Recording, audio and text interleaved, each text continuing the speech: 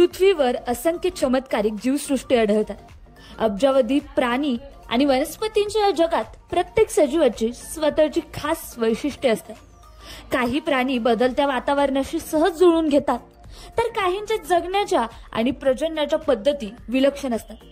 अशाच अद्भुत जीवांपैकी एक आहे पोटात पिल्ले वाढवणारा बेंडूक.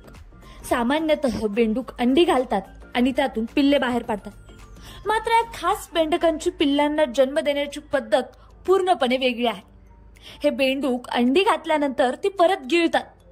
अंड्यावर असलेल्या एक विलक्षण रासायनिक थरामुळे ती गॅस्ट्रिक आम्लापासून सुरक्षित राहतात. ही अंडी बेंडकांच्या पोटात सुरक्षितपणे विकसित होतात आणि जेव्हा ते पूर्णपणे वाढतात तेव्हा हा बेंडूक आपल्या तोंडातून पिल्लांना जन्म देतो.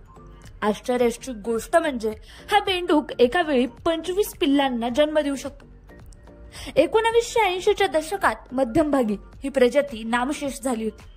हे बेंडूक पूर्वी ऑस्ट्रेलियातील क्वीन्सलँड या भागात आढळले होते.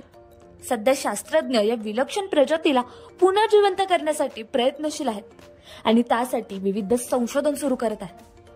पोटात पिल्ले वाढवणारा हा बेंडूक निसर्गातील एक अनोखी रचना आहे.